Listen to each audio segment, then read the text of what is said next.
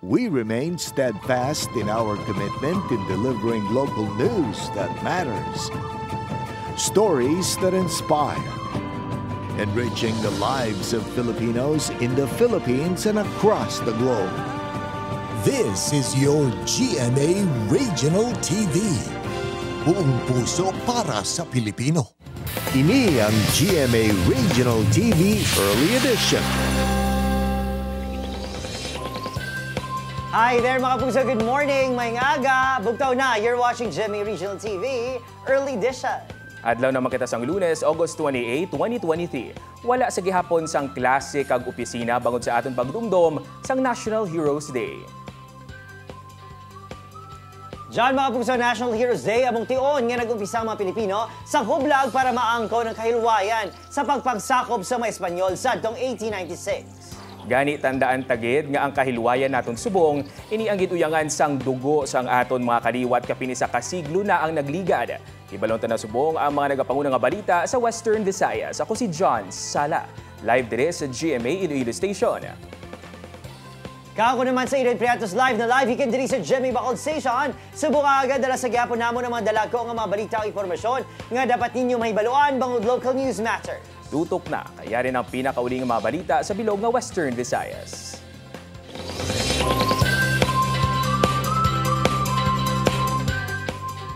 Ready na, 100% na makapuso nga handa ang masobra 4,000 ka mga pangpubliko nga eskwelahan sa Western Visayas abre klase buwas. Agosto 29, sunod sa DepEd 6 natapos na ang pagpanilo kag pagkayo sa mga guba nga pasilidad sa mga eskwelahan. Makinugot man ang monitoring sa ahensya nga natuman ang Clean Wall Mandate. Ukon ang pagpanggakas na sa mga anuman nga sahi sa dekorasyon sa mga dingding. Namandoan naman ang mga manunudlo nga maghimo na sang kaugalingon nga estilo sang pagplastar sang leksyon gamit ang visual aids o kung iban pang alternatibo nga instructional materials. Sa pinakauling nga datos sa DepEd 6 as of August 26, 2023, masobra 1,504,000 na ang nakapa-enroll sa mga pampublikong eskwelahan sa rehiyon. They know how to innovate. They know how to do the necessary adjustments, no? Agud sini nga ma-ensure lang nato, no, nga ang pagtuon sa kabataan naton hindi ma-hamper. With this clean wall mandate. Kung bakitaan nga wala nagidman sang paghulag sa estruktura base sa ginpatigayon nga load test sa nagligad nga simana magapatigayon ang DPWH ang simulation exercise sa diin paagyan sa nga light vehicles ang ungka flyover agud nga masiguro nga wala na ini nagausmod pa.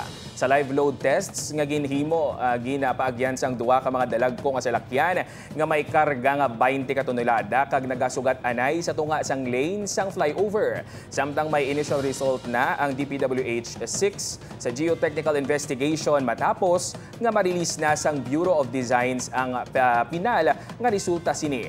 Wala man na ila man ini ginatun-an agud nga makahimo sa ang masunod nga mga tikang sa kontrobersyal nga ungka flyover. We will be using a light vehicle ipahagi naton simultaneous wala untat for the last 3 hours duration. Wala untat sa gabi. Patiyog-tiyogan ko na above the long, wala traffic. Tapos i-monitor ta.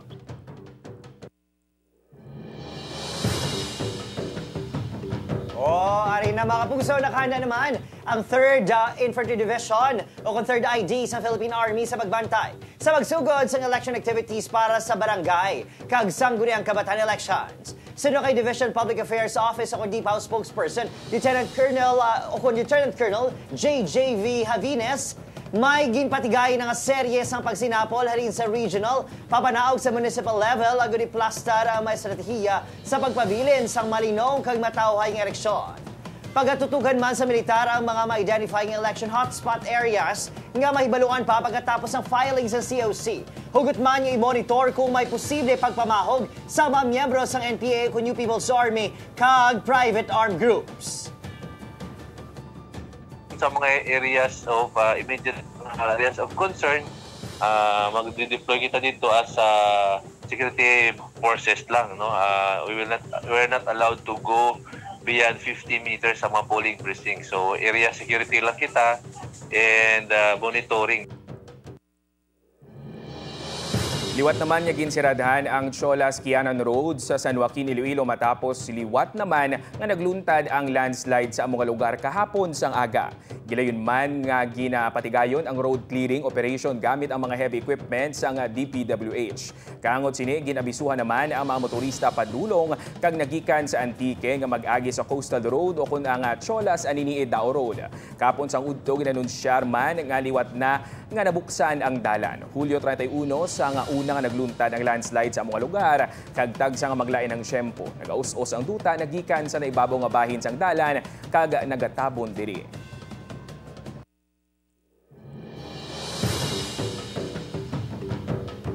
Wari naman mga puso sa pagsugod sang semana. Bad news, panibago naman nga saka sa presyo sang gatong ang nagahulat sa publiko. Base sa oil industry sources, 40 tubtob, 70 sentimos ang gisaka sa kada litro sang diesel. 10 tubtob 30 sentimos naman ang pagtaas sa presyo sang gasolina. Samtang kerosene ang magasaka man sang 50 tubtob 80 sentimos kada litro. Ang pagsaka sang presyo ang ipatubad buwasaga August 29.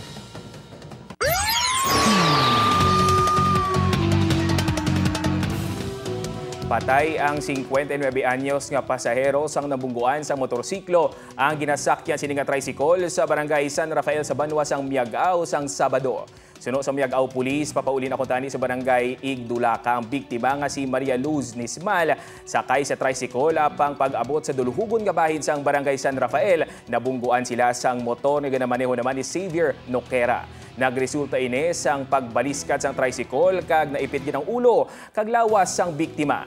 Nagagawa naman sa investigasyon nga samtang nagadalaga ng motor ni Noquera, hinali ini nga nagbisyo rason na nagsakop sa piyak nga lane kag nagkabunggo sa tricycle. Nakagom sang minor nga pilas ang driver sa tricycle nga si Disfer John naman. Preso na subong si Noquera kag natala na nga pasakaan sang kaso nga reckless imprudence resulting to homicide.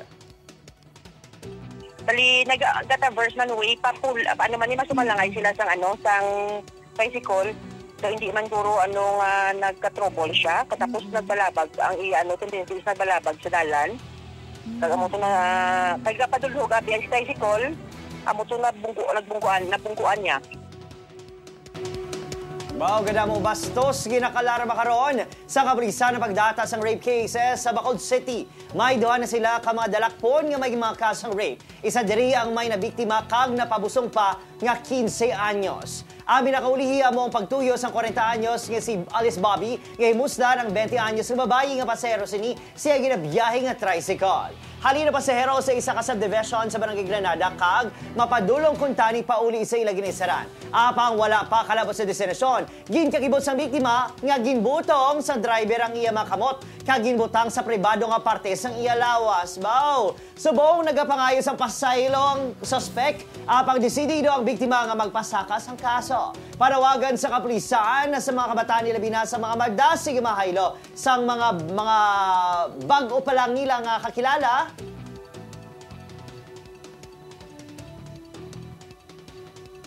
May Facebook account, guwapo ang profile.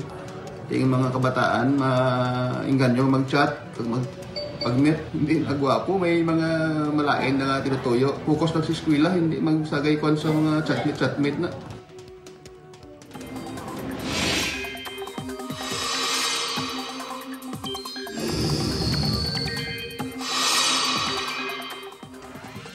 Makapuso, nagikan sa super typhoon, nagina na bilang typhoon si Bagyo Goring. Wala na sang lugar sa pungsod, ngayara sa idalom sang tropical cyclone wind signal number 3 kag number 2. Pero nagapabilin sa gihapon ang wind signal number 1 sa Batanes, Babuyan Islands, northern kag eastern portion sang mainland Cagayan, eastern portion sang Isabela, northern kag central portion sang Aurora, Pulilio Islands, northern kag eastern portion sa Camarines Sur, kag northern portion sa Catanduanes. Nakitaan sang pag-asa ang mata sang bagyo, 210 km sa sidlangan sang Kasiguran, Aurora.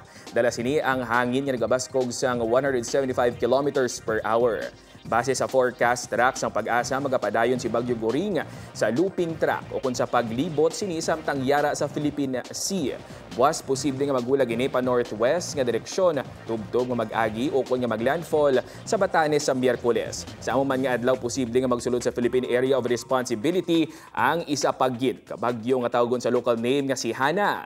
Sa karon isa ini ka tropical depression nga nakit-an 2,290 kilometers na sidlangan sang northern Luzon. Dala sini ang hangin nga nagabaskog sang 45 kilometers per hour. Wala pa sang epekto sa aton pungsod ang mga tropical depression. Si Bagyo Guring kag ang ginpabaskog nga hangin habagat ang nagapaulan subong sa pungsod. Bangod kay Bagyo Guring kag sa habagat mangin mabalod kag delikado sa magagmay nga sakayan pangdagat nga magpalabod sa northern coast sang Ilocos Norte kag mga dagat sakop sang Cagayan Valley Region, Aurora, Quezon Province, northern kag eastern coast ang Catanduanes, Masbate lakip na ang Burias Island, southern coast ang Batangas, Mimaropa Region kag sang western Visayas. Subong aga, lauman ang pagulan-ulan sa pila ka bahin sang northern central kag southern Luzon kag sa pila ka bahin sang Visayas kag Mindanao base sa rainfall forecast sang Metro Weather. Magapadayon ini kag manginlapnagon sa iban pagin nga bahin sang pungsod karon sa hapon. Posible ang heavy to intense rain sa pila ka lugar gani mangin alerto sa pagbaha o kung landslide.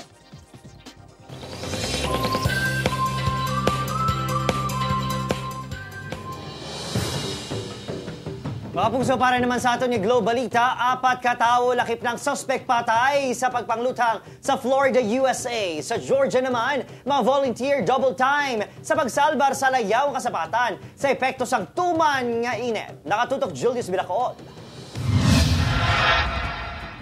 Patay ang 3 kalalaki matapos ginpanglutang sang isa pagid katawo sa isa ka balaligaan sa Jacksonville, Florida sa Estados Unidos. Ang insidente ang ginatawag sang kapulisan nga isa ka racially motivated attack. Ang mga biktima ang ginapahayag nga 3 ka mga black people. Samtang ang suspect naman ang ginatawag nga white man nga nagpanglutang gamit ang high-powered rifle. Napatay man ang wala ginhingalan nga suspect matapos gintiro man siniyang kaugalingon. Antes ang insidente, nagsulat inis ang isa ka manifesto nga nagaunod sa iya kaakig sa mga black people. Nagapati naman ang otoridad nga nagaisahanon lang ini nga nagkometer sang krimen. Bangod sa tuman nga kainit, nabutang sa peligro ang kabuhi sa mga layaw nga Ido kag Guring sa Tbilisi nga kapital sa pungsod Georgia. Gani ang mga aktivista nga nagaduso sang proteksyon sang kasapatan. Naga-double time para ang mga ini ang masalbar pinaagi sa paghatag sa ilasan tubig agud makalikaw sa dehydration. Nagapangabay man ang grupo nga Animal Project sa mga pumuluyo nga mangin mainabyanon sa kasapatan. Para naman sa mga negosyante, magbutang sang pasilungan sa mga ini. Ang grupo ang naghihingyo man sang dugang nga pondo sa sterilization para makontrol ang pagdamo sa mga layaw nga sapat. Julius Bilacaol para sa GMA Regional TV, Early Edition.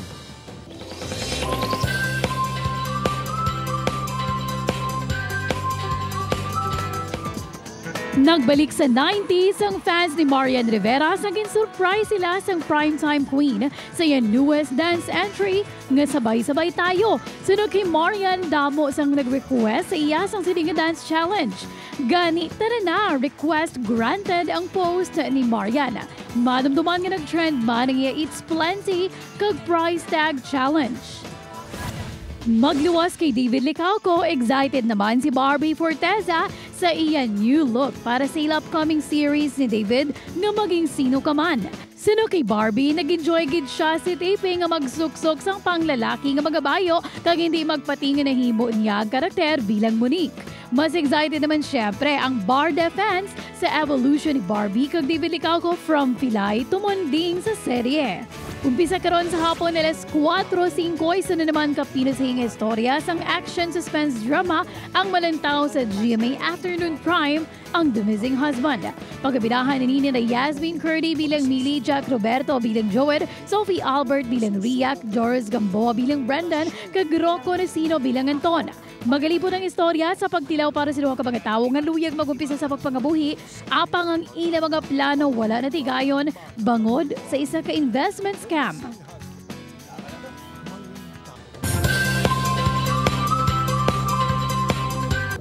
Mga pugso, ang GMA Network ang nagapangita naman sa mga aplikante para sa mga bakante nga posisyon. Sa mga interesado na pwede ka mo magpadala sa inyong application letter kag resume sa Regional TV at gmanetwork.com.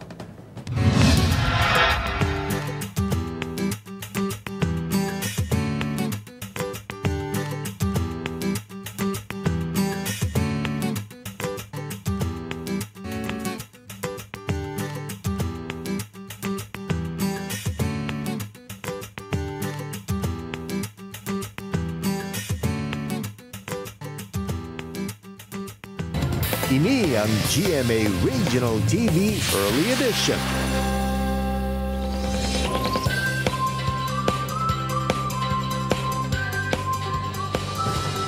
Matapos ang pila ka beses nga pagpaiway dayon nagid ang barangay kag sangguniang kabataan elections. Subong adlaw August 28 nagsugod na ang election period. Ang COMELEC magabato naman sa mga Certificate of Candidacy sa mga gusto magpadalagan sa pagkabarangay kapitan, barangay kagawad, SK chairman kag SK kagawad. Upod sa iban pang ahensya sa gobyerno, determinado ang COMELEC ipasiguro ang kalinong kag katawhay sa palaabuton nga piniliay. Kaangot sini nga balita, makaupod na sa bunga aga ang Election Officer 2 sa Iloilo City COMELEC kasi Mr. Jonathan Saino. Good morning, Sir Jonathan. Kag-welcome sa GMA Regional TV Early Edition. Good morning sa tanga televiewers. Sir, sa tion nga naka-file na ang sang Certificate of Candidacy ang mga magakandidato sa barangay kag SK elections, ano ang dapat nila nga tandaan especially sa mga nagadali na gid nga mangampanya? Tandaan gid sang aton nga mga candidates no kung naka-file na nga bawal ang premature campaigning no. Sugod sa adlaw nga nag-file sila sang COC hasta sa October 18 no kay ang aton nga campaign magasugod na ini sa October 19 to October 28. So bawal ang magpasalida no sa mga posters, sa mga Facebook no sang tanan nga campaign propaganda. Sir, sa mga madakpan nga nagalapas sa layi sa pagpangampanya, ano ang penalidad nga nagahulat sa ila? So may-ari ini nga imprisonment nga not less than 1 year, not more than 6 years, kag may-ara nga perpetual disqualification no to run for public office. Ang ini nga dapat tandaan sang aton nga mga kandidato. Sir, para sa publiko, ang mga ginadumilian sa tion sa eleksyon na period.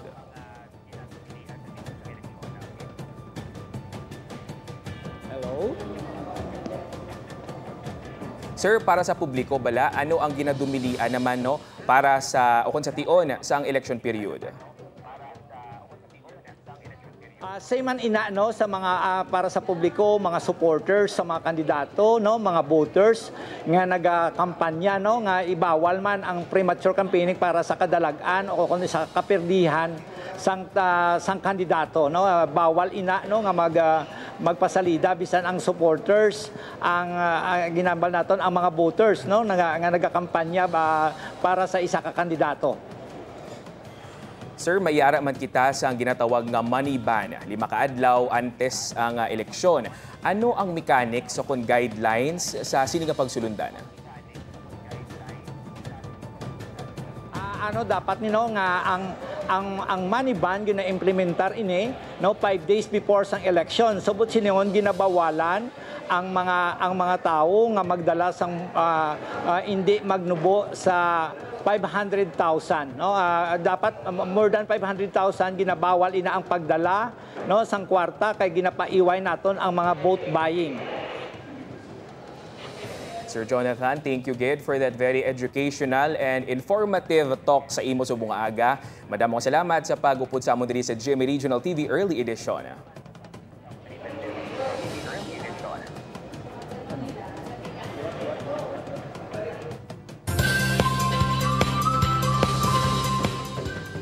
Mga kapuso, ang GMA Network ang nagapangita sa mga aplikante para sa mga bakante nga posisyon. Sa mga interesado, pwede ka mo magpadala sa application letter sa careers, gmanetwork.com.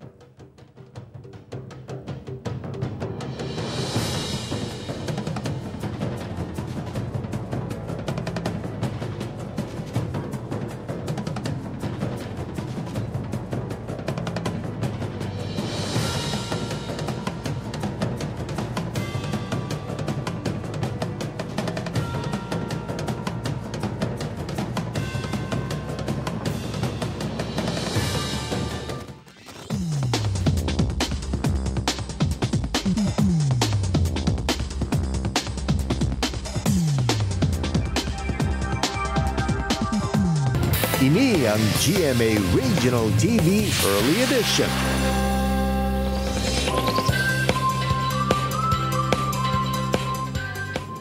Pabusaw sa ikalimang adlaw sa plebisito para sa joint venture agreement sa tunga sang Seneco kag Prime Electric Holdings Incorporated nalabot na ang target nga 50% plus 1 nga boto. Base sa kumpirmasyon ina sang spokesperson sa More Power Iloilo nga si Jonathan Cabrera. Suno kay Cabrera, pasado alas 8 Sabado sang gabi may kabugusan na nga 92,807 ukon 52.21% na kay yes votes. Sa plebisito sang Sabado, May 25, 245 yes votes nga nakuha ukon may 25,245 yes votes nga nakuha ukon na pabor sa JVA.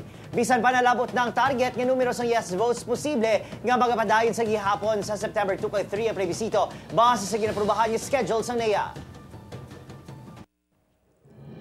Mga inhinyero nagikan sa nagkalain-lain ng lugar sa pungsod nagtipon sa ikalimang Philippine Engineering Summit sa siyudad sang Iloilo. Ini gitutupan ni Zen Kilandang. Masobra sa 500 ka engineering professional, experts kag mga estudyante gikan sa nagkalain-lain nga lugar sa Pilipinas ang nagtipon sa 5th Philippine Engineering Summit nga ginpangunahan sang Philippine Technological Council. Iniagod mag-connect, mag-collaborate kag ipakigbahin ang ila expertise. Suna sa presidente sang PTC, pinaagi sini mapasanyog pa ang ila ihibalo kag mahanas ang ila abilidad sa engineering. Actually to update our members on the current issues of engineering practice. Tinutuyo man sang Philippine Technological Council nga mangin mapuslanon sa sosyedad, ilabi na sa mga ginatukod ng mga infrastruktura. Una is to be able for us to be able to level up our qualifications and competencies, and the second one is to promote, of course, these competencies of Filipinos, that wherever we are, we will be recognized as we are, engineers, technologists, and technicians. Duha ka adlaw ang nasambit nga summit nga ginpatigayon sa Iloilo Convention Center. Zen Kilantang para sa GMA Regional TV Early Edition. Papu sa Freedom from Debt Coalition, ginapanugyan na naman ang Bacolod City LGU kag Yuhom Foundation nga hagad-haganon lang ang gasto para sa Mascara Festival. Yaring aton gitutukan. Sa laglang, gina-authorize ng Bacolod City Council si Mayor Albi Benitez nga magpirma sa Memorandum of Agreement sa tungasang syudad kag Bacolod Yuhom Foundation Incorporated bilang overall organizers ng Mascara Festival 2023. Sa idalom sa pagdumala sa bago nga presidente nga si Catherine Matile, opisyal na gilunsar ang logo kag ang theme song sa festival. Kadungan sa preparasyon sa nagahilapit kakahiwatan. Nagapanawagan karon ang grupo nga Freedom from Debt Coalition nga limitahan ang gastos. Pero hindi man na siya practical, guro nga solusyon pirmi, nga lingaw-lingawon talang ang gutom, lingaw-lingawon talang ang employment, kag lingaw-lingawon sa mga kamahal sa balaklon. So there must be a concrete solution man sina. Talalupang doon nga nang ining granding selebrasyon sa nagligad niya tuig. Nagdangat sa 80 milyones pesos ang naging pondo para sa kahiwatan. Pero may deficit pa ang foundation nga 6 million pesos. Base sa ilang presentasyon sa Bacolod City Council. Ang kausa, tuman kuno kadamo sang line-up sa activities gani ginkabos ang kwarta. Ginkumpirma naman sa alkalde nga naghatag ini sa kwarta agud matigayon lang ang kafiestahan. Aside from ang deficit na 6 million, may initial ako atag 8 figures. At least they're more prudent siguro sa financial commitments nila considering what has happened previously. Sa tunga sa nagapadayon nga pagmahal sang balaklon, para sa pila ka mga Bacolod nun, buhi pa bala ang matudtod nga kahulugan sang maskara? Sa importante nga mabuhi lang ang pamilya. Bugat gid mag-home sa bugno? Ito ka bugat man. Kasi lagay home kami yagibi. Bugat kay ti agyan na sa pandemic, subong pagit siyang gastuhan na isang hindi naman mabalan. Importante ta, mabuhi ta. Ka mga lipay.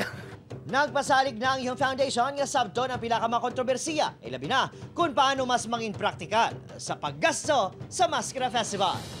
Adrian Prietos para sa GMA Regional TV Early Edition. Napagwa na sa Department of Social Welfare and Development 6 ang 26,953,432 pesos nga balor sang cash aid para sa mga pamilyang apektado sa African swine fever sa Antique. Pinaagi sa emergency cash transfer. Ginupisa na ang tagtaganay sa bulig sang Sabado sa 1,502 ka mga pamilya sa Bilison. 467 ka mga pamilya ang nahatagan sang financial assistance. 244 naman ka mga pamilya sa San Jose de Buena Vista kag 791 naman nga pamilya sa Hampik. Ang tagsa ka mga local government units ang nag-identify sa mga benepisyaryo.